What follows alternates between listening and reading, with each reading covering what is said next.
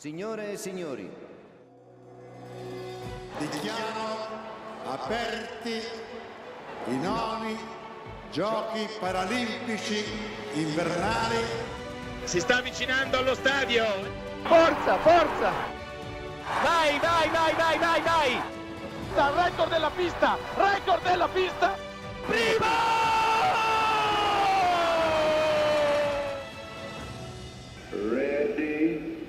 Hello and welcome to another episode of Keep the Flame Alive, the podcast for fans of the Olympics and Paralympics. If you love the games, we are the show for you. I am your host, Alison Brown, and I am not joined right now by Jill Jaracz. She will be on later with some more call-ins. So here we are, waiting to hear from you and hear what you think of Milano Cortina 2026. We know what we think, and we've been sharing that with you all along on our daily episodes, but we want to hear from you. Oh, it worked. Yay, hooray. So you're here, Meredith, and that's all that matters. And I'm like in my bedroom. I'm not in some random place in my car in the dark. Well, we have recorded shows from closets, from trains, from platforms. So random rooms sounds just about normal for us. So what can we talk about? Oh man. There's so much. I don't even know where to start. I want to talk about the sport, but my biggest question is just like, how was this Paralympics different for you from the Paris Paralympics? Like, what was easier and what was harder? Because it seemed like, I mean, transportation for both games was like a huge issue, but yeah, how was it different? The biggest difference is the Summer Paralympics is so much bigger. And there are so many more events and sports, and we could get to so much more easily. Yeah. So that, there were days in Milano Cortina, since we were mostly in Cortina, where we had one event to go to, and that was it. And that was never the case in Paris. And the problems with transportation in Paris were more, it took a long time, or the train was really packed. This was just, we were 2.5 hours away. It was impossible. And it really makes me worried about French Alps, which I'm going to admit, I know basically nothing about French Alps right now. I haven't done any research at all because they named it so late that that's not where my head's been. Right. I haven't read enough, but it does concern me that they're putting the city events in Nice and the mountain events in Val d'Isère and some other Courchevel, and there's no way to get between those two places. I don't understand why they thought this was a good idea. I think they thought it was a good idea because somebody wanted to host. Right. And Utah did not want to do the back-to-back U.S. Olympics. No, we don't. We don't. I'm sorry, we don't. Because that takes away from each of them. Put on one games. Exactly. I mean, USOPC has got his hands full. Yeah. They didn't need to have the cup overfloweth. Right. So I think that was what they saw. Okay. What did you enjoy watching of the Paralympics? I love the Nordic in Paralympics. And I love curling. So yeah, I was in heaven watching the Nordic races. Every race was more exciting than the one before. It was great. Yes. Yeah, we really hated that we couldn't get there. That was the one that was frustrating. I know. Because in Beijing we could. Yeah. We couldn't really get up to the Alpine. It's okay. You'll get there in Salt Lake too.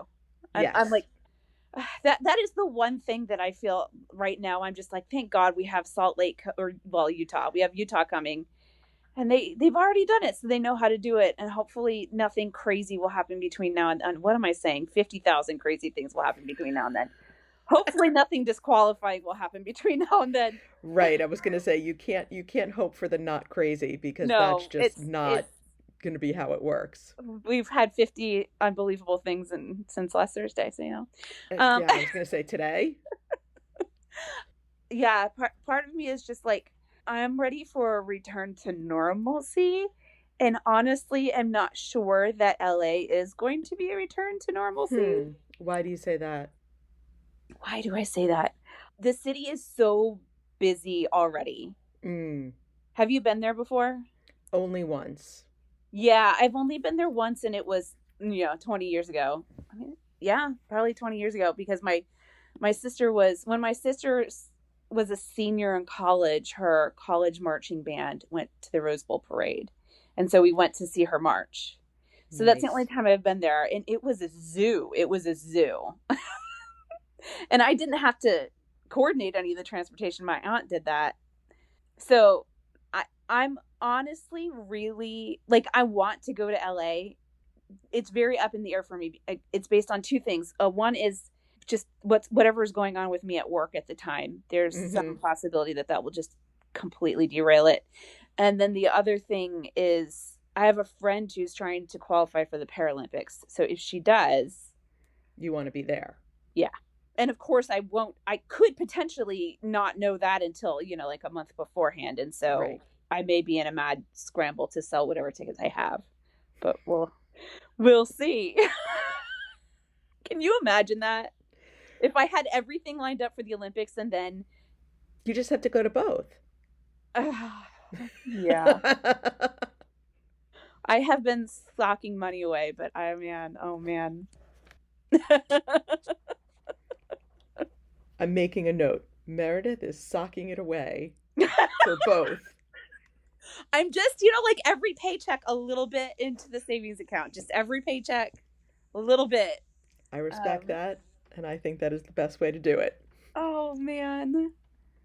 So, yeah, that was my main question is how is it different? And then how is it the same? And what are you thinking about? Okay. Oh, I do have another question. Yes. It sounded like they didn't have the most accessible transportation and seating for the Paralympics. And that is mind-blowing when you really think about it. Yes. So certainly up in the mountains, I cannot speak obviously to cross country. And in Milan at San Giulio, it's fine because that arena's just built and everything is brand new. Everything to whatever. What are the standards in the EU? I assume they have standards. You know what? That's an excellent question. I don't know the answer to that either. But the shuttles were all accessible. Good. The train station that is there is accessible, and the stadium itself was all accessible. Yeah. So that was not an issue.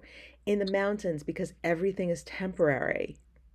Both temporary and the stuff that's not temporary is very old.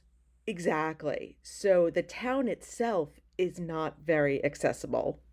And then the stadiums and things were not. The stadium was okay because most of it is ground level and they just added a few ramps and you were fine.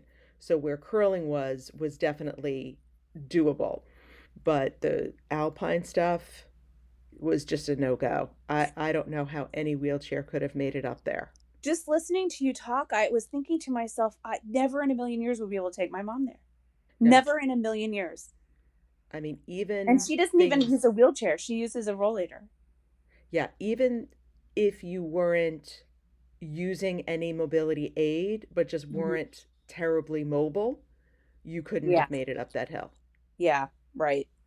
And then the shuttles that they had going up and down weren't really accessible. And yet don't they host World Cup events there? Yes. Wow. So I mean, I will tell you that in America, even with the ADA, any building that we have that was built before the late 80s, I mean, I took my mother to a figure skating event in Milwaukee once and we bought accessible seats because that's the way that I can guarantee that she's not going to have to take steps and she's going to have an accessible restroom in the area and like all that, And we got there and there was no way to get into the building without either going up a steep flight of stairs or using a wheelchair lift. Well, my mother doesn't use a wheelchair. So, it's not like the US is all that everywhere, but it was just an older stadium, Yes. I'm sure there are like placid sites like that as well. But it surprised me how inaccessible the mountain venues were and that there wasn't even kind of superficial attempts to make it better. That's the thing. Like, how did the athletes get around? Did they have a shuttle of some sort? Yes. We did see a lot of vans going around. when we were in town, that bringing them in. I mean, they must have gotten up to the top of the mountain somehow because they got down it.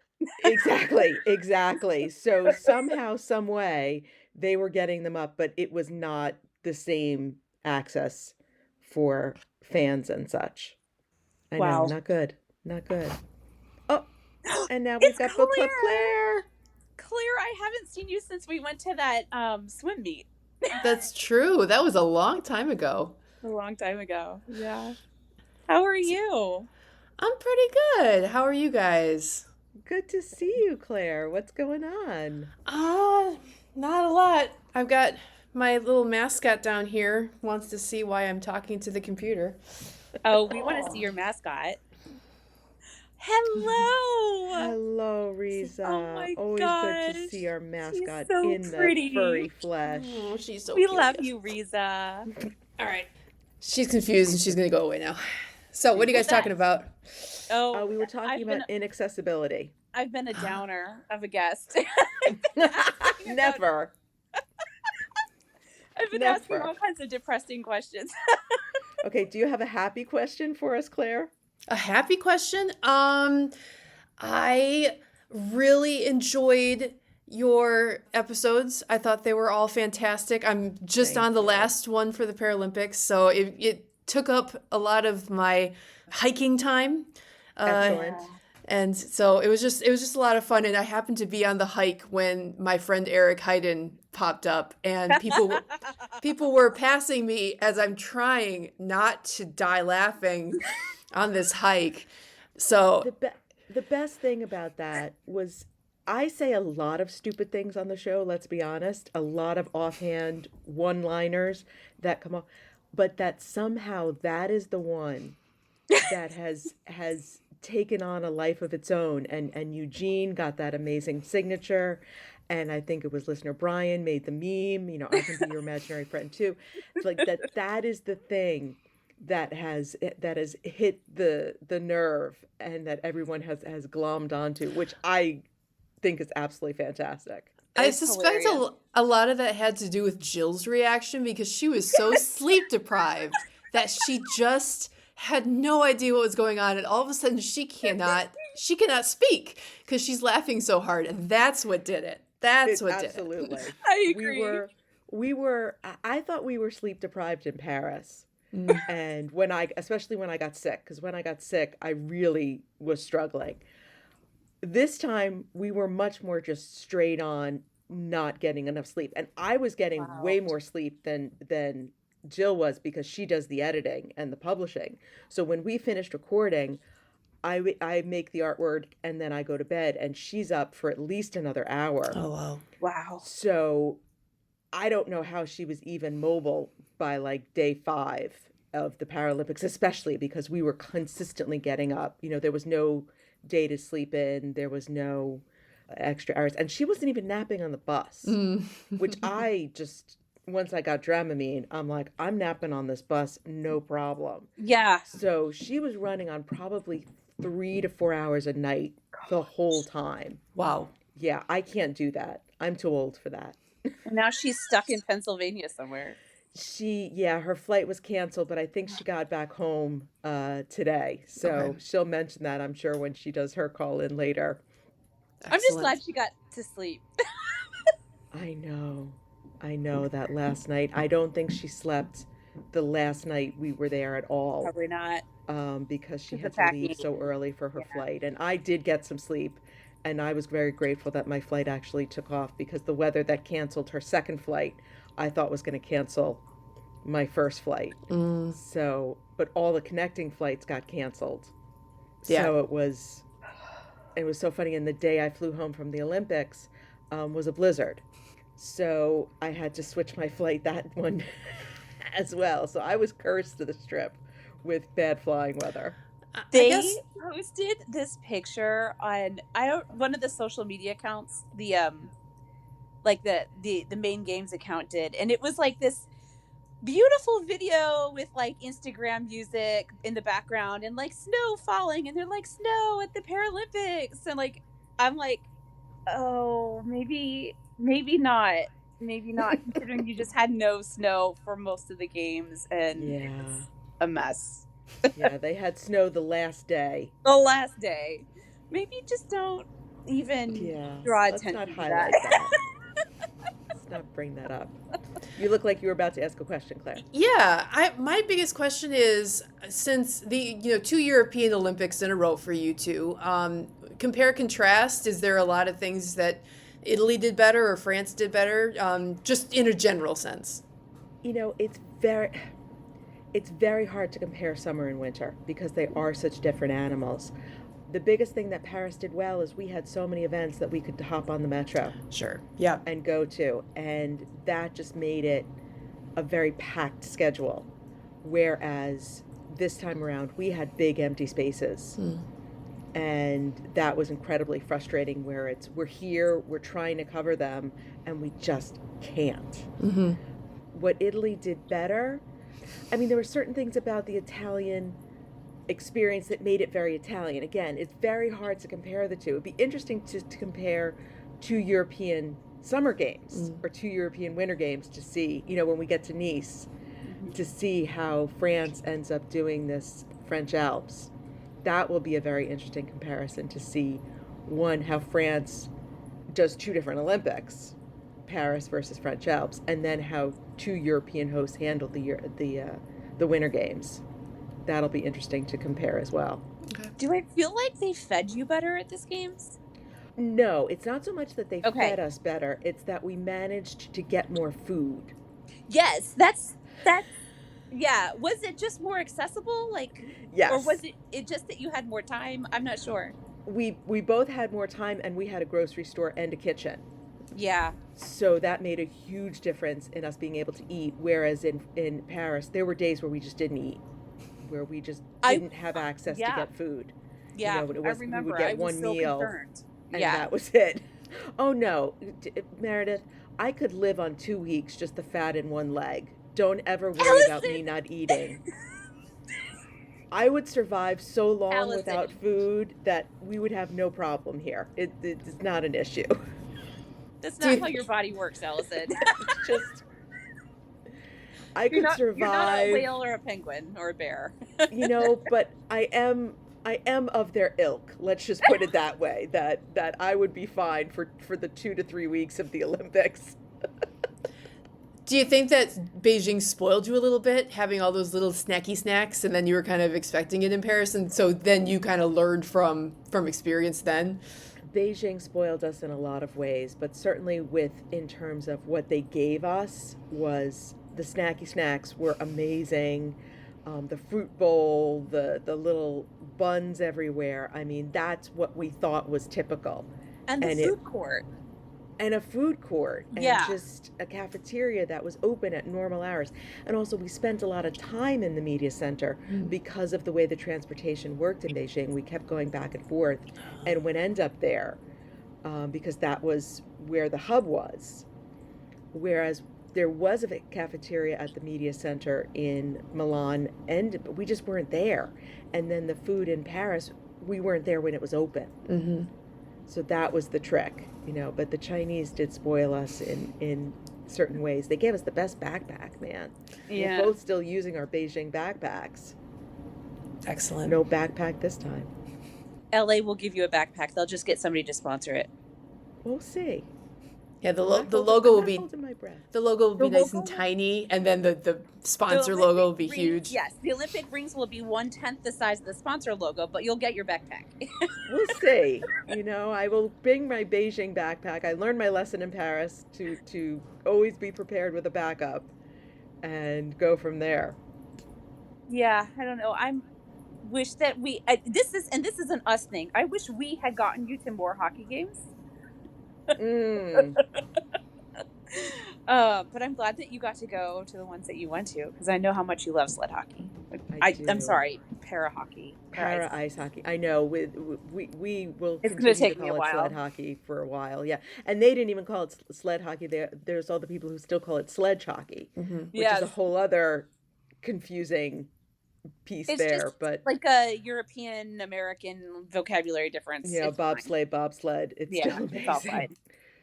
I did really enjoy these Olympics, I have to say, especially because I was in Paris for a lot of the Olympics. It was nice to be back home and to experience it, and also to just channel it via social media and see, my algorithm just feed me a bunch of things.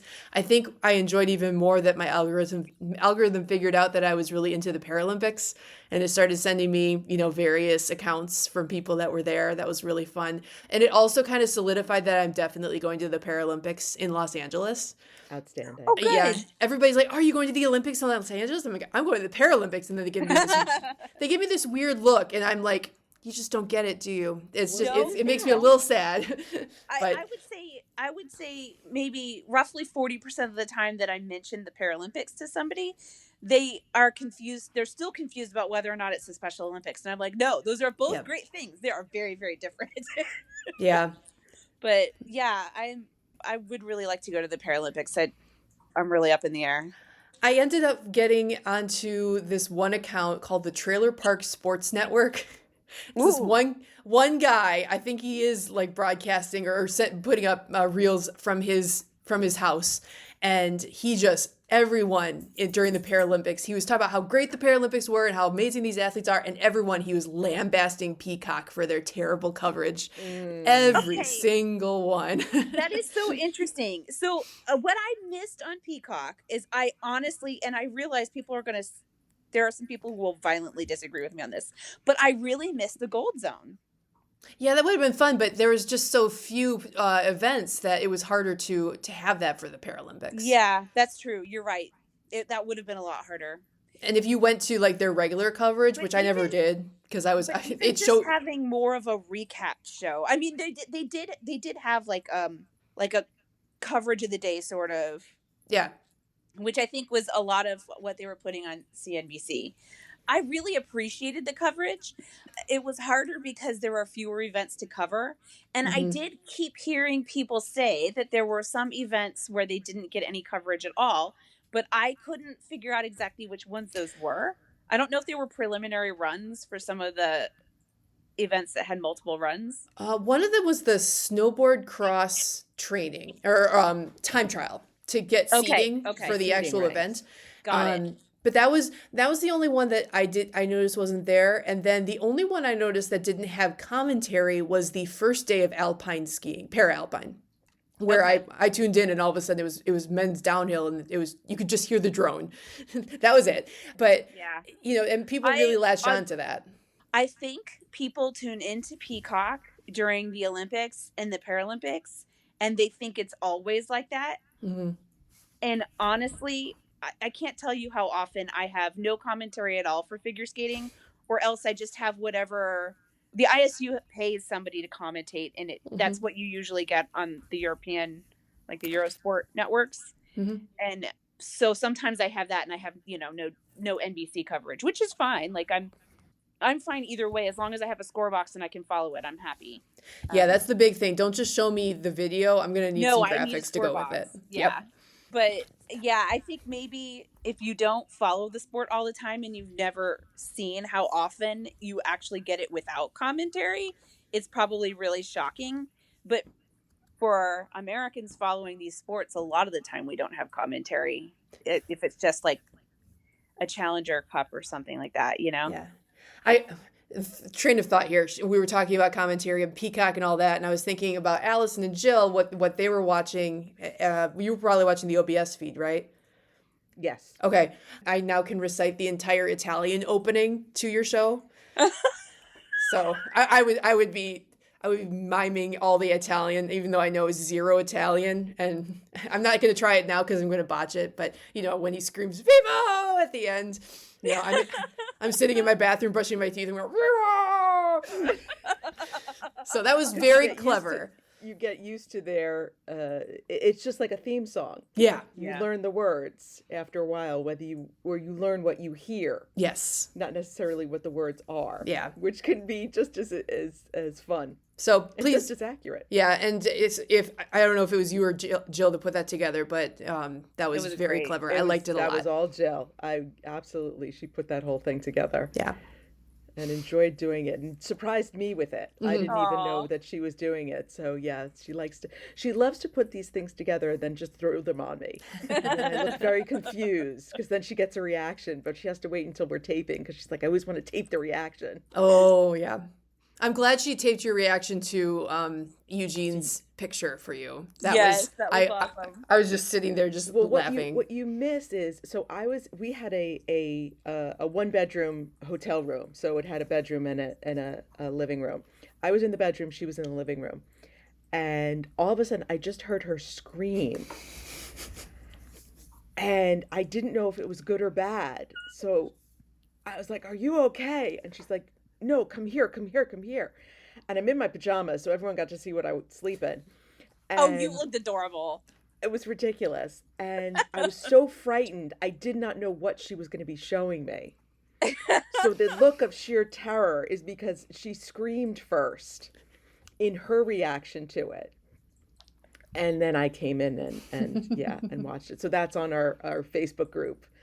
If anyone hasn't seen my pajamas yet, they can go back and take a look at that. Join the Facebook group to see Alison in her pajamas. To see me in my pajamas and to see how terrified I can look. Just totally normal, like just normal person, like just. Yes, they're just they're little shorts and a t-shirt. It's nothing interesting. I'll tell you that right now.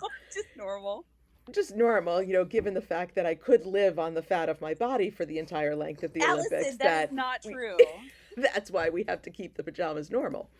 But yeah, it was just probably one of the best things a listener has ever come up with. That is, he really does win like listener of the century. Like that's amazing. And the timing, like that was within a month.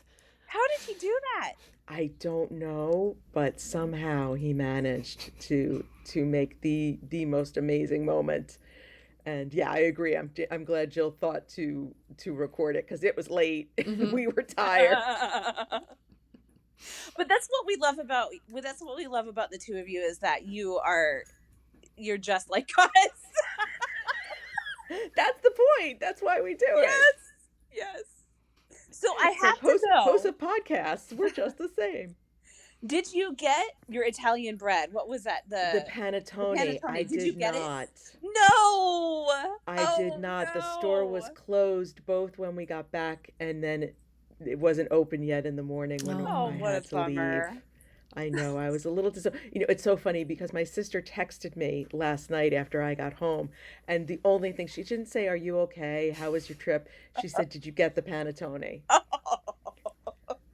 And I did not, so bummer. I had to leave without my panettone, which is quite all right. That's okay. Without it. It sometimes, depending on the store, sometimes it shows up at Easter time here. They do eat it at Easter time, I think, in Italy, and sometimes it shows up here too. I haven't seen it yet. But I don't actually like it. Is part of the what? Yeah, that's part of the thing. I don't actually eat this. It just comes out at family events. Why does Jill think I need to send you one that I made from scratch? Because Alison, I'm here to tell you those are not easy to make. No, they're not. That's why in our family we buy them. We don't make them. Who makes panettone? You buy one. Well, I'm a baker. You are a baker. You are a baker, but panettone is not like making a cake. No, bread is bread. But I've been making yeasted bread since I was, 8 years old. So yeah, it is not an ordinary yeasted bread though. It's very persnickety. And then you have to hang it upside down to cool, or it falls in on itself. Wow. Oh yeah, this is why the Italian Americans really don't buy them. Yeah, we buy them. We don't make them. We know better. We have reached beyond my scope of knowledge here. I'm like, I don't even know what panettone is. Come by, we'll make some, we'll have some coffee, it'll be lovely. You might recognize it if you saw it. But, so Alison, I did buy the little panettone pin. Oh, you did? Yes. From the city? Yes, because they're popping up on eBay now. So I got it, but it arrived, and the back of it is a little bit crushed. Aww. Just like a panettone. Just like panettone. So I got to figure out if I can. I know I can replace like the wingback pin part, but I gotta figure out if I can straighten the post. You can. Yeah, Yeah, but you it's just need a so little it is so jeweler's cute. hammer, and that'll get that right up. Or even better, you make it a magnet. Mm. Oh, Slap a magnet to the back of that, put it on your fridge. Even better. Mm-hmm. Well, on that note, we have reached the end of our time, and now it's going to be Jill taking over the call-in. Thank you so much, Alison. Jill here, and I am back in the U.S. Happy to be back home. It was a very long day of travel. As you heard on the train show on closing ceremonies night, we got off very late and got off the train probably 11 p.m. or so. Both of us had to pack, and I have had like 6 weeks worth of stuff to pack, minus one large box that made it home. And then I had a 6 a.m. flight, 6:15 a.m. flight, and wanted to be at the airport early because I really had no idea how long everything would take. Got to the airport at 4:15, which meant I didn't sleep at all that night. Flew to Rome on flight number 1, dozed there on the way there a little bit, then had the long flight from Rome to Philadelphia, and there's been a lot of weather on the East Coast. There was a lot of weather there, and producer Ben told me that the flight path was drastically different. Instead of just cutting across the Atlantic, we flew way north and came down over Canada, and that was not the original plan. The flight felt long. It was probably 9 hours or so, really cramped back in coach, and it was not a pleasant experience by the time I didn't sleep very much at all on that flight. And by the time I got off the plane, I wasn't feeling great just because I hadn't slept. Then discovered that my third flight, which was Philadelphia to Cleveland, got canceled. So I was stuck in Philly for the night. Thankfully, American Airlines got me a hotel voucher, Uber rides to and from the hotel, gave me a little bit of money to cover a little bit of food at the airport the next day. So that was really smooth and easy, which I was grateful for because I was just exhausted at that point. And went to the hotel, took a much needed shower, and called family, then went to bed at 8:30 at night. Woke up around 3, went back to sleep after a little while, slept for a few more hours. Got home eventually to Cleveland. At that flight was delayed as well. I don't know if you saw it on the Facebook group, but the planes kept changing. But then when we finally got our plane, birds had flown in the cockpit. and they called maintenance. Eventually, I saw a maintenance guy come out of the cockpit and release a bird, and the bird flew away. So then we could board the plane and head to Cleveland, where got home later than I had anticipated, and got some dinner and went to sleep again. And so now I'm catching up on jet lag, and it's tired, trying to unpack everything and do laundry, and hopefully get the Milano Cortina metal platform song out of my head. And when that's not there, it's either by Schwung, which was the Chinese hockey, para ice hockey theme song for when they got goals. Or if that's not in my head, it's Freebird, which was the USA's goal song for all of the hockey tournaments. And those three songs have been living rent-free in my head for a while. But I have a theory about why I like the Paris 2024 medal ceremony music more than the Milano Cortina one, because they're both kind of similar, where they have the, ethereal stuff going on. But I think, if I remember correctly, Paris 2024 takes this weird kind of disco hooked on classics turn. And at the point in the medal ceremony, that's when everybody starts celebrating and the crowd can dance along and cheer in a different kind of way, and everybody's happy together. In the Milan Cortina one, I don't recall that kind of shift from ceremony and everyone excited about the gold medal. This is the highest standard. Oh, but it didn't evolve into something that we could all have fun with. And I think that's why I like Paris is more. If I'm remembering all the music wrong, let me know. Hey, Brittany. Hello, how are you? Good. How are you doing? Good. How was the flight home? The flight home was very long and a couple of days. Oh no. We got home from the train at like 11:15 and both of us had to pack. So I was done maybe about 2 and my flight left at 6:15. So I was getting picked up for the airport like at 3:45. So luckily, producer Ben and I talked for like an hour. That kept me awake.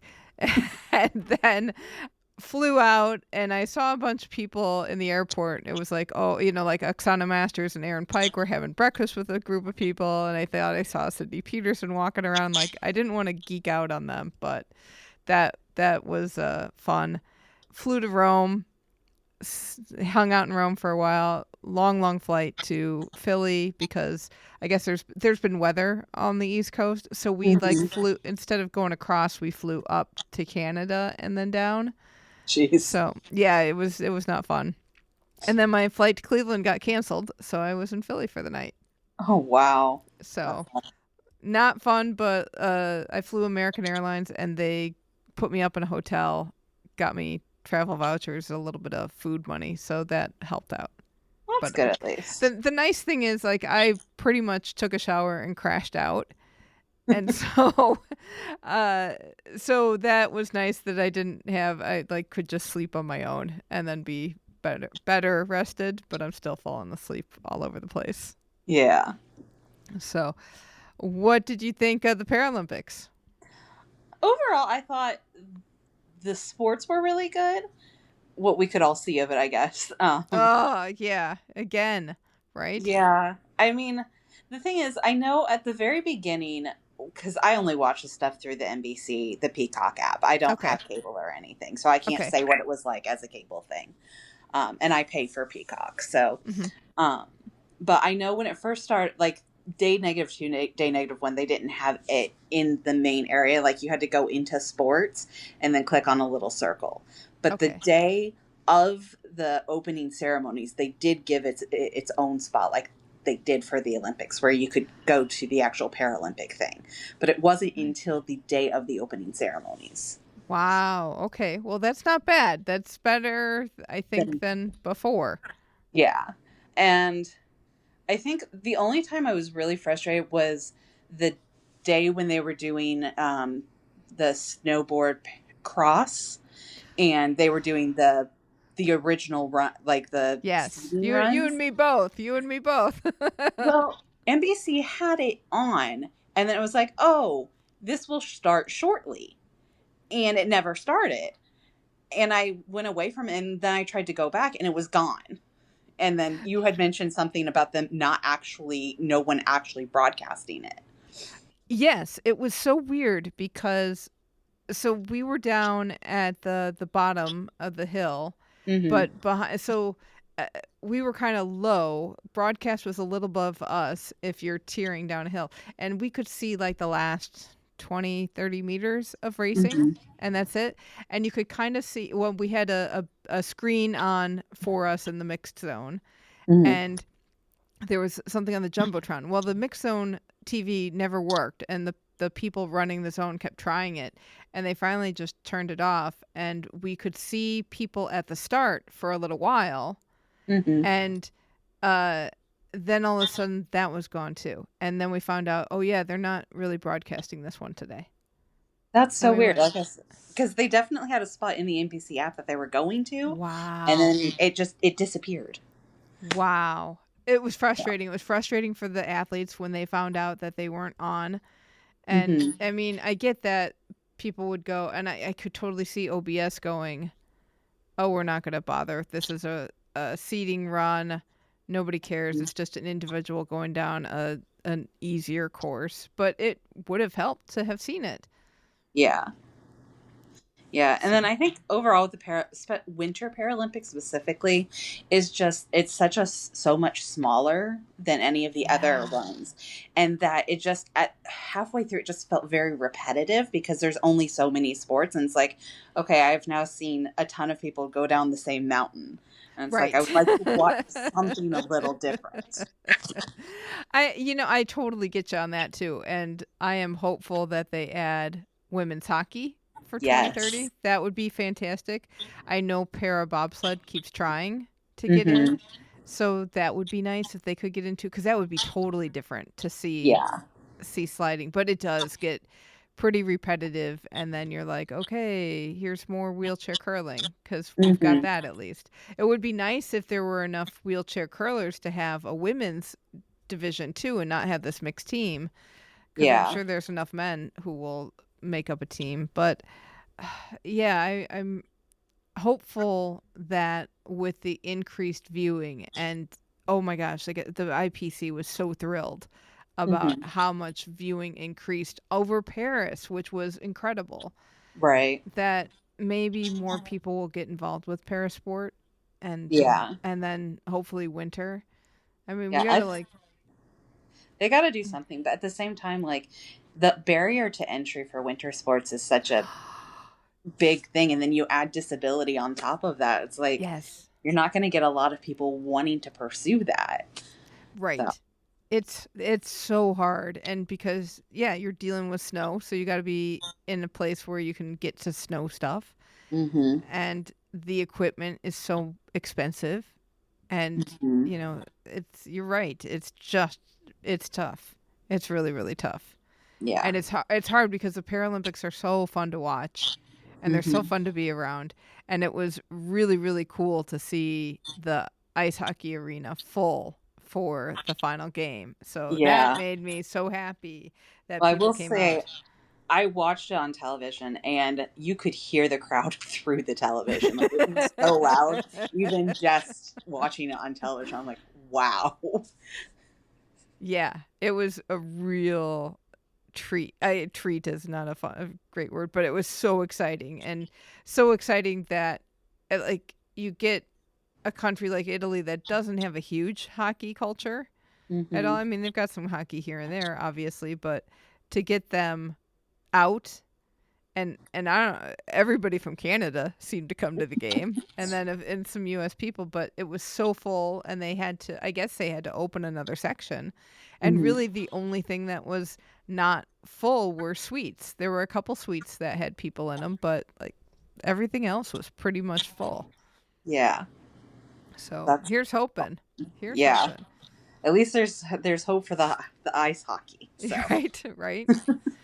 Yeah, I don't know, and it's tough because the snow was really bad, and it just makes it hard to have people, especially in the Alpine, when all these favorites were going down and DNFing, and it's just, that was frustrating. But I wonder what they'll do. I was reading a little bit, I skimmed it and went, interesting. But the Rich Perlman from the Sports Examiner was talking a little bit like, I've got an idea. We'll just move the Paralympics 1 year ahead. And then you've got I know. And I thought, well, if you've got them a year ahead, they get their own time. But you'd also need the organizing committee to be ready a year ahead of that and do all the test events. You can't do the test events on Paralympic stuff. Plus, you have this village that has to be done, and then it's going to sit there empty for a year. Well, why 1 year ahead and not 1 year after, though? I think that's the same problem again. You'd have to book all these venues. You'd have to keep a village around, although not as much of a village because the Paralympics aren't as big. But I don't know. I mean, I kind of like the idea of just moving everything up a month, or trying to compress the time in between the two games a little bit more. This one felt a lot closer, but and I understand there is a lot of, we had to switch the branding over, and the Paralympics, all the Agitos have to come out and do all that on the fencing that they have, and then the Paralympics will have advertising on the field of play, so you got to put all that down. So that does take some time, and you've got to get the Olympians out of the village and prep it for the Paralympians to come in. So how fast you can do that, I don't know. Yeah, because it was only 2 weeks between the two, right? Something like that. That would, hold on. Definitely. So the Olympics ended the 22nd of February, and the Paralympics started March 6th, but I think they really started March 4. Yeah. With the -2. Yeah, I don't know. And with the spread out games and having to have 3 different villages, basically, because you had 3 different sites. So that probably complicates things as well. Right. Did they say the French Alps, is it going to be more than 2 spots for the French Alps? I think so. I'm going to pull that up because I feel like I don't know much about French Alps. I know nothing about French Alps. So. I'm guessing that the French don't know much about French Alps either. Trying to think. They're supposed to get let's see, 4 years to go. Oh, they presented their vision of the games. This at the IOC session that happened just before Milano Cortina. Oh, they're finalized. Oh my gosh. They are still finalizing their venue master plan and sports program. They'll have that by early summer. So I think that'll be in the June meetings that they have. And they only got 4 years to go. This is going to be fun. But I did see on social media, they said something about wanting to do the closing ceremonies on the beach in Nice. Yeah, I'm not so sure what I think about a winter closing ceremonies on the beach. I don't know. I mean, it's winter. Keep it winter. Huh. Interesting. So, yeah, I'm very curious to see what French Alps is going to do. I think I wouldn't not be surprised if they use existing venues as well. They have a big biathlon venue, big mountain stuff going on. It's a speed skating, where they're going to put that. Don't know. And they probably have at least a couple of arenas that can handle hockey and the other skating. Right. So hopefully they've got them. Yeah. Something left over from Albertville, maybe. But are the French Alps close to Albertville? I know nothing about French geography. Yeah. Well, I don't love the fact that they call them the French Alps either, because where is that even? We're all learning together. Well, we also have 4 years to figure out where. Yeah, exactly. But Nice is in the. Let's see. Let's see how far Nice is from Chamonix, because that's a good.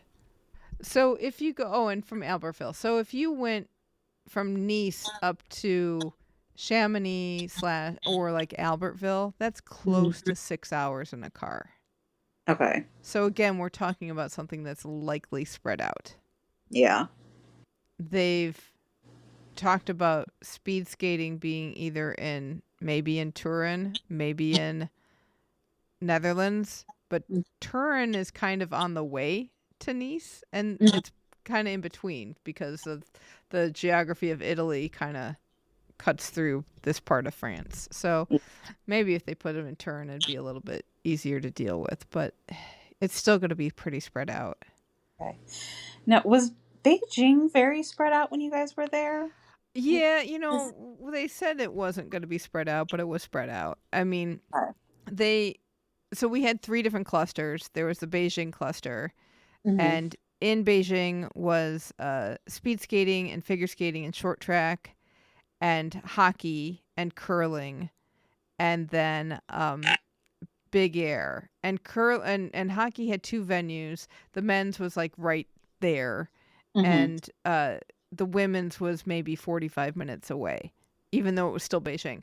Big air was an hour away, even though it was still Beijing. That was kind of really a hike. Then if you wanted to go to alpine and sliding, they kept telling you, oh, it's just a 20-minute train ride, which was true. But to get there for us, we took a bus from the hotel to the press center, took another bus to the train station, took our 20-minute train ride, and then we got on a bus that took us to like a rest area in the middle of nowhere. You get off, you have to get onto another bus that takes you up to the mountains. And then from there, I think there were gondolas involved with getting to where we needed to be for the skiing. And then another bus took you across the road to sliding. Okay. And that turned into a very complicated hike that neither of us, both of us almost did not get back from. So that was when I went there once and I said never again because it was bad. And then Alison went and she almost did not get back. And then the other complicating fact was all of the sliding was at night where you could not get back from anyway. And it was hard to get to the alpine stuff too on time and see it. The last cluster was a 50-minute train ride away. Oh my gosh. Which was actually very nice. New high speed trains. Okay. And when you got off, you either went to the right, and that was ski jumping, cross country, and biathlon, or you went to the left, and that was all of the freestyle skiing stuff and snowboard and moguls and things like that. There were a couple of complicated bus situations once you got off of the train because you'd take a bus to the direction where you wanted to go, and then there was kind of like a stopping point, and then you had to go through security again and then get on another bus to go within those clusters kind of thing. So that was complicated, but it felt easier even though you were dealing with like a 3-hour trip or so. Yeah. And then you could take a bus, which I did one day. I did this the day Alison flew in because I wanted to see something different. And I needed to kill time so that she could get into the closed loop.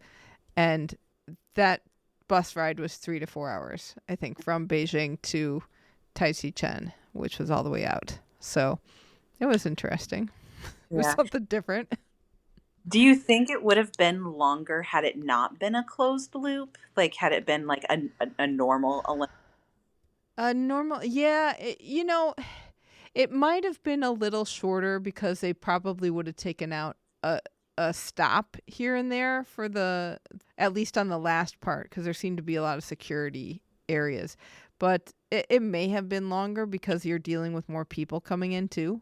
Yeah. But at least in Beijing, then you would have gotten public transportation. So that would have cut out some of your hassles too. And you could have walked to a couple of places. Right. I do remember you your closed off areas. So yeah. Huh. It'll be interesting to see come France what your opinion is on the different transportations, because I'm not looking forward to it, gonna be honest, because if it's gonna be spread out again, this was so hard and so frustrating, and ideally we'd get a budget where we could split up for a couple of nights or something and have, or the other option is like you pick up and move every few days, which I know some people did, but that's really hard for us to do when we're recording at night. So yeah, it's just, we want to see slide. We go to these things and like, oh, we'd really like to see some sports that we don't get to see very often. So when sliding was off the table and biathlon was off the table, that was frustrating. And curling was off the table for the Olympics. And then we couldn't also get to, because of the weather, we couldn't get to any of the snowboard and freestyle stuff. That got frustrating. And just then it just gets tough, because then you're like, okay, even with the Olympics, you're kind of on repeat of, oh, which skating or hockey event am I going to today? So it feels maybe like less of an Olympics and more of just a figure skating world championship or a ice hockey where it's just in a way. I mean, you started getting to choose between 3 or 4 sports. Yeah. So that got really frustrating. Yeah. But I mean, our complaints are way down on the totem pole of what they care about, I'm sure. So, and I'm curious to know, like, behind closed doors, where people, when we heard, oh, this game's wide open, or whatever concept they want to call it, the spread out venue concept, Everyone, it's working, and people seem to love, the athletes love the venues and blah, blah, blah, blah, blah. But you'd hear grumblings, you'd hear athletes go, hey, we don't really have a village. Or same with the para ice hockey. We heard like, oh, it's all they got the big village, but it's only ice hockey there. So they see each other all the time. They want to have the village experience where you're meeting people from other sports. Yeah. So I felt bad for all of the athletes in both the Olympics and Paralympics who were stuck with just people they saw all the time on the regular basis. And that's not the way the games should be. Yeah. But with where are condensed areas where you don't need to spread out winter games? Though? Oh, well, Utah's going to be great because Park City and Salt Lake are like 20 minutes away from each other. Okay. So that's really close. The farthest thing out at Salt Lake right now that I know of is Soldier Hollow, which is the Nordic and biathlon venue.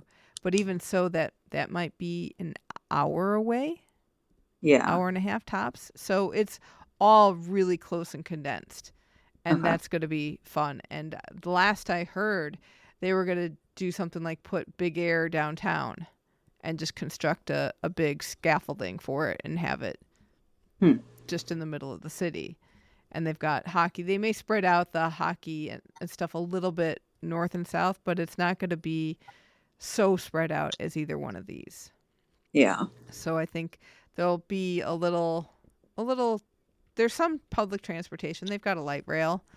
And I don't know how good that will be for getting out to Park City per se, but they're probably going to have shuttle buses or something.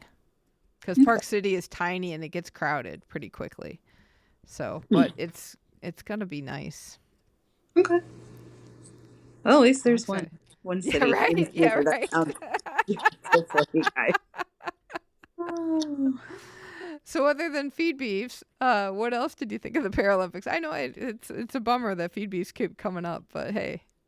I mean, I really enjoyed quite a bit of it. Like watching the gold medal game for the ice hockey was a lot of fun. At least the first half of it. There at the end, it just kind of, the Canadians just kind of fell apart. And I'm like, yeah, oh, that's sad. I wanted to be close all the way to the end. And then I will admit, I got way too invested in the last game of the wheelchair curling when they had like 3 seconds left on their clock. Right? Oh my gosh, that was unreal. I was like screaming, just throw the stupid stone. And like if they had to go to an extra end, oh no, they couldn't go to an extra end because there was some kind of rule about they don't go to extra ends in the medals. And I didn't understand that, and I forgot to look it up. And I thought, what if they're tied and there's going to be some extra stone throwing and you don't have time on your clock? Like, do you just forfeit? That's crazy. But I feel like, I don't remember the guy's name, but he just seemed like he knew exactly what he was doing. So like he just was like, yeah, I am definitely just waiting and just dragging this out to stress everyone out. Like, that's what that. Right. I think his name is Mark Idison. I believe. Don't quote me on that. But it's okay. Yeah, and I gotta say I was happy the Canadians had 2 women. It's not easy to find more women to be on these teams, but boy, what a surprise. Hello, Patrick. I'm in. From Chicagoland. How are you? I'm in. I had so much trouble. Oh, I'm sorry. I was like, I'm just going to delete the app, and then I deleted the app. I'm like, all right, I'm in. Excellent. Patrick, meet Brittany. Brittany, meet Patrick from Chicagoland. Hello. Hey, Brittany.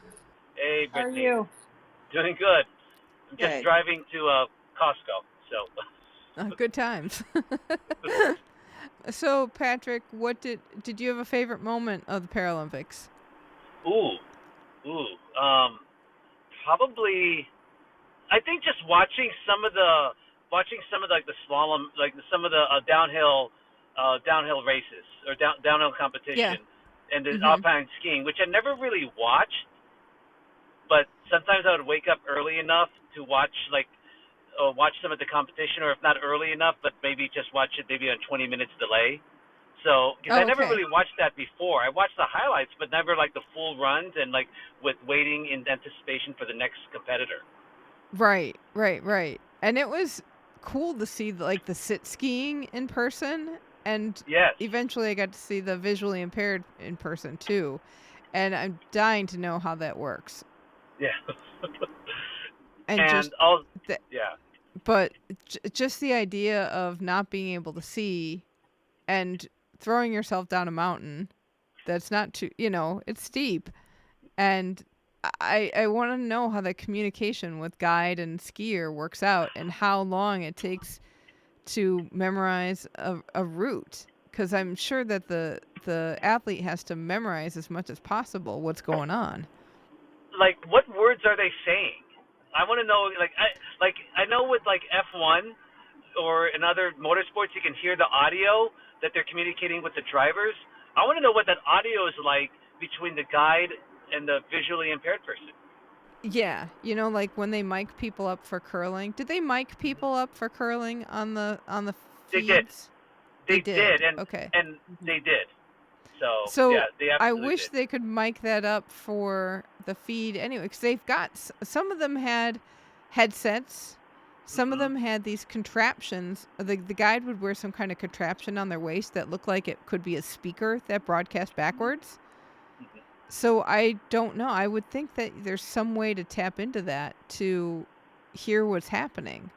Unless like NBC would do it for an American, but we don't really have very many Americans on the circuit. I know there was at least one in the visually impaired, a woman, but I don't know. I don't know what it would take to get that level. Oh yeah, it was like Meg Gustafson. I remember her. Yeah. Yeah, it was her, and then her brother was the skier. Yeah. And she was not happy on her last run in the mixed zone. Let me tell you that. Oh no. She was not happy. That's tough. But, she's young, and so hopefully this is the first games of many. Yeah, 16? Yeah. And her brother's only 18? Yeah, they could go for a while. So, but no, it was a joy to watch, and at work I would always show them some clips, and they would be like, "Oh, there's no excuses. If they could do it, why can't I?" Right. Yeah. So yeah, it was. Have either of you skied before? Downhill? Once in like 7th and 8th grade. We went on a field trip, and that was the only time. I don't live anywhere near skiing. I have no excuses. I could, because where I lived in Green Bay for 5 years and lived here almost for 5 years as well. But I've only put on skis once, and that was for like 10 minutes, just doing some cross-country skiing at a demonstration. So, no, I have not. Okay. Never go. Yeah. I've gone downhill. I did a little bit in high school. We would go like once or twice a year. But, I mean, the hill is laughable because it was in Indiana, northwest Indiana, so there's not really hills there. And anything around where I would go is also not very hilly. And then when I studied abroad in Vienna, and some of us went to Innsbruck for the weekend, and we said, let's go skiing, and we were at where the 1976 women's run was. And so like the bunny hill, we did that a few times, and the bunny hill was nothing. It was almost flat. And we're like, okay, we're ready to go. And we go up the mountain, and there's a huge sign that says, don't go off the trail. And the first thing, they had to do a hairpin to get onto the main mountain pass. And the first thing I did was go off the trail. And I was in snow up to my hips for a long time. And it took me a whole hour to get down. I did not ski very much that day. I think I may have gone down once more, and I said, that's it. I'm done. And I'm kind of done with skiing at that point. I think you mentioned the Northwest Indiana. I think that's where I went because I lived up in northern Indiana. Oh, okay. That was our field trip, was up to that one ski area in northern Indiana. Yeah. And we had the best thing about it. Well, not the best thing, but you think about it and go, oh my gosh, I don't know how this exists. Like the hill ended at the parking lot.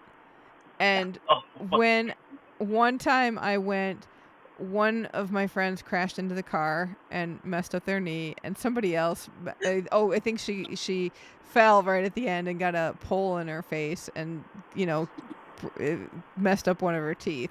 So yeah, it was one of these places that was just like, I cannot believe it ends and there's nowhere to stop really if you don't know what you're doing, and bam, you're in a car. Oh no. And these athletes, they're doing it with one leg, they're sitting, they're visually impaired. Yeah. It's just incredible. Mm-hmm. Yeah. Or they're doing it with no arms. Saw no arms. And you think about, and even like one arm, or if you have the one arm that's different lengths, what does that do to your balance? And I mean, there's going to be a lot of athletes who will go, well, this is just the way I've always been, so I don't really know anything different. But it'd be interesting to see somebody who studies that and can share like what that does. I'm always curious about that factored time. Like, what is this, like, the math behind their factored time as far as like that decision about, okay, these people have, this level of disability, so it is in relation to this amount of time. Right. Alison wrote a really good newsletter about that. But getting to that formula, how did they sit there and think about that and say, this is what you need, this is what the level of disability is to factor time, kind of thing. And it's so exact. It's not like, oh, your factor time is 95%. No, your factor time is 95.46%. I mean, it is down to the hundredth. Yeah, it's pretty incredible. I'm sort of glad that like the mixed relay wasn't factor time at all. It was like whoever's first, Yeah. And I ended up watching that after I think you posted about it, because I wanted to see what happened, and I was just also shocked where you could have 3 people in your relay, you could have 4, and somebody's just doing 2 legs. Yeah, and then you had like people of different disabilities going against each other one-on-one, and different genders too. So it's probably the craziest relay out of any relay I've ever seen in any Olympics or Paralympics. Yeah. Even the summer one where they do it on the track is a little bit more straightforward and more balanced across the teams. You don't have like a wheelchair person going against someone with one leg or something like that. No, not necessarily. No. They all seem to do it in a pretty standard order. What was the coverage like in where you were watching in Italy, if you could tell? Because here in America, for example, I'm not sure if you knew, they didn't show every curling match like they did with the Olympics. I knew that. That was the disappointing thing. Like, you couldn't watch every curling match.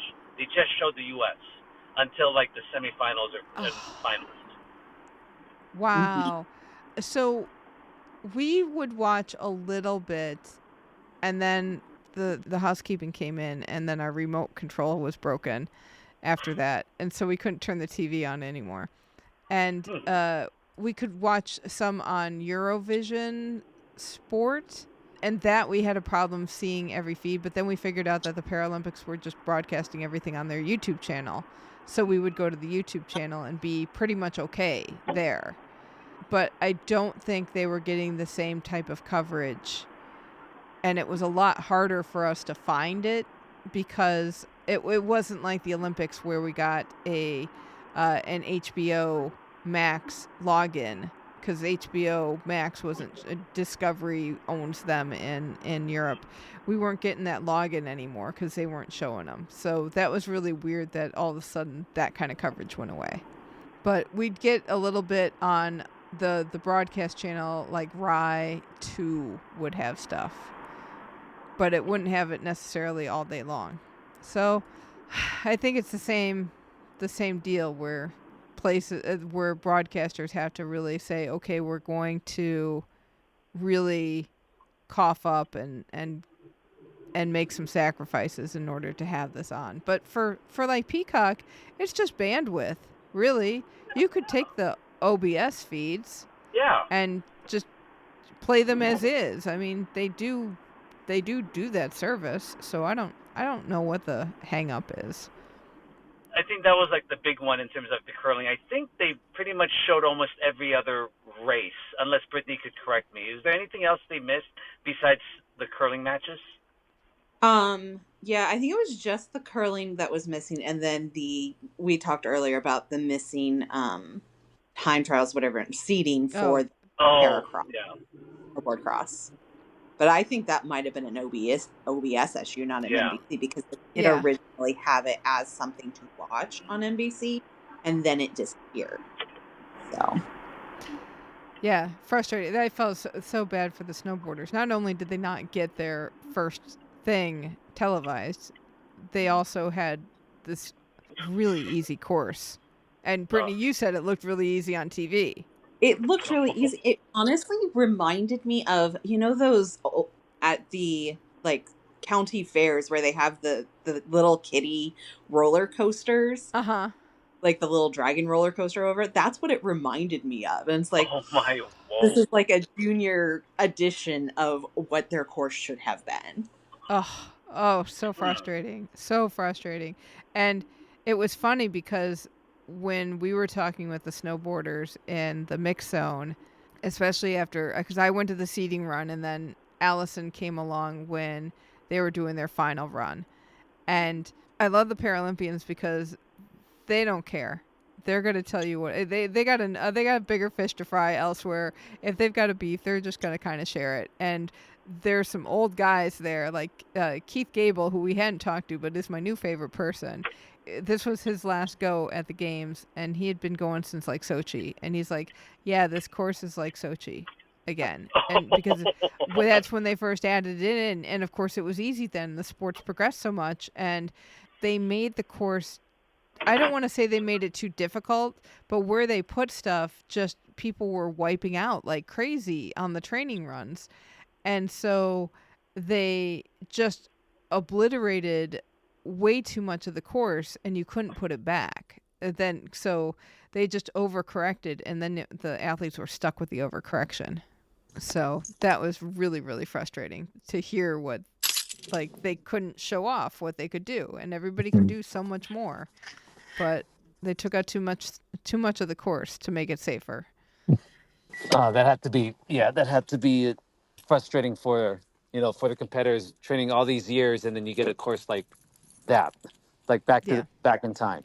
Yeah. And especially for some of these guys who are, this is it, and they're definitely done. But they had the games. That's they made it work. They made it work. And we had on the women's side, which we need more women in snowboarding, but hopefully that'll change. Seeing Cecile Hernandez from France win and her daughter going just sobbing mess, how proud she was and thrilled, and it was really kind of bizarre because we're all packed into this mix zone, and all of a sudden this girl runs in and pushes me not out of the way a lot, but like ducks in front of me so she can have a place right at the medal stand. She's got a big flag with her mom's picture on it. And then we figured out, that's her daughter, and she was just crying the whole time. That's probably an image you'll never forget. No, not at all. And it was funny because she was right by other reporters who were speaking French, they started talking to her and got her story, and she was one of this rarely happens. So in the media zone, which is the little intranet that we get access to for all of the results and other information about the sports and the athletes and what's going on, they always do stuff called flash quotes. And so they'll talk to athletes as they go through the mix zone and then just pull these random quotes together so that you can use them. And we used a lot of them in the show, actually. So they actually interviewed the daughter and put her quotes into our flash quotes section so that people could find out what was going on there too if they had seen it. So that was funny. Well, thanks so much for having your podcast every day. It was so nice here every day. Thank you, Brittany. I need to go. Appreciate you calling, and thanks so much for being in the group and making it fun. Take care. Bye. Yeah. Bye-bye. Yeah, Jill, I'd like to. Yeah, that the podcast is a godsend in terms of just. Thank you. I mean, like you said, it's like, yeah, we can watch the NBC coverage, but you guys provide the behind the scenes for the Olympics and then the Paralympics. Yeah. You know, it's like, that's really what's going on. You know. Yeah. Yeah, we try to make it be your eyes and ears so you can figure out what's going on. Yeah. And I'm hoping come LA, you guys will do a show on the 405. So I am hopeful. I would love to do a live show because I think enough listeners will be out there, and it would be fun to do that too. Oh, a live like a live podcast with sort of like an audience or in a way, with an audience. That would be fun. But we could get stuck on the 405 as well. I'm sure we can find out a way to make that happen. I do have one other question I wrote down to make sure to ask. Do you think the Olympics and do you think the Paralympics will be done in terms of like maybe not for 2030, but in January, like January 2034? Yeah. I would not be surprised if they said let's move everything up a little bit more because it's bad and getting worse. Yeah. And you can't, the levels of snow that disappeared as the time went on was not good, to be quite honest. And even the Olympic stuff sometimes has problems with snow, although they got a lot of snow while Milano Cortina was on. But it's so unpredictable and getting warmer and warmer. They're going to have to do something. Yeah. So they've got dates for French Alps already, but they don't have their venue plan done yet. So I wonder if there's still time to move the Olympics up a little bit or try to shorten that time in between. I think they could. I hope they do. Of course, I'm not looking forward to the Nice Olympics or the French Alps. They're going to have the same issue with the distances, aren't they? Yeah, I think so. I mapped it out before you got on with Brittany. And it's like if you went to Chamonix from Nice and drove, it's almost 6 hours. Oh, so I'm not sure. Yeah. So I'm not sure where they're going to put everything. But even if you did, let's see, Grenoble, which looks like it's a little closer, but driving time, that is also 5 hours. So it's just going to be another rough go. Well, looks like 2034 will be the next great hope. Yes. Yeah. Because that at least is close. That's all really close together. So I think everybody's gonna be all excited about that again. Yeah. So I'm curious to see what other places are gonna host. Yeah. I mean, I get it. You want to use stuff venues that already exist and not spend a lot of money, but really the trade-off is a lot of other people get strapped. Yeah, and plus the opening ceremonies and with the no athletes, it's pretty much unwatchable in my opinion. Yeah, it's really hard. That Parade of Nations was a little disorienting to have it in so many places, and then you'd see it in front of you, and there wouldn't be anybody. Yeah. But it's. I mean, I thought that having the different locations, at least for the Olympics, made it a better experience for the athletes. It wasn't too bad. I mean, but the Paralympics was just sad. It was just sad. That was sad. That was very sad. And it's sad when you have a ceremony that nobody can attend because they have to get up the next day. It's one thing if you could go and sneak out. Yeah. Could they have maybe, I know the schedule and stuff, maybe have the for the Paralympics, have a ceremony and then the day off and then, I don't know. That would not be bad. I would not, that would not be bad either because it just would say you're going to start your ceremony on a Thursday instead of a Friday. Which I think, and I think they'll like that. They'll be like, okay, then we can go. Yeah. And it was different having curling on 2 days early because there wasn't enough time. But maybe, they only had 3 sessions of curling a day. And I want to say that during the Olympics, they may have had more sessions of curling a day. But, do something where you can at least send people. And it was a real bummer when they said, you're going to have a couple people there, and then all of a sudden half of the Italian team shows up. It's like, yeah. They worked it out. Yeah, right. But no, I really enjoyed the coverage. This is like the peak of the podcast in terms of what you guys do during the Olympics and Paralympics. Oh, well, thank you so much. It's massive. I mean, yeah. But it's a lot of fun, and it's nice to have the whole community to do this with. Oh, absolutely. Yeah. Absolutely. So. But again, it's a joy, and like I said, when the schedule came out to be like it was going to be you guys separate, I was like, all right, last time I talked to Alison, I'll talk to Jill next. So. Well, thank you. Yeah, I know we just couldn't make it work this time around, so that's a bummer. But we'll do another call-in show at some point soon, maybe when we know more about French Alps. Absolutely. Or something, and definitely we'll both be on and have a big party again. Well, thank you again, Jill. You're welcome, Patrick. Great talking to you. You too. All right, bye. Take care. Bye-bye. All right, and that is going to do it for me. And thank you, Brittany and Patrick from Chicagoland, for hopping on. And thank you all for being a part of the show and part of our community for Milano Cortina 2026, or as I always hear in my head, 2026. It has been so much fun to do this with you, and to hang out in the Facebook group and try to look for things that everybody's going to enjoy and get a kick out of. And it's just been a real blast. And we started the show so that we could have more fun watching the Olympics. And it is so much more fun than I ever imagined, because you all are here with us, and because you all said, hey, start doing the Paralympics too.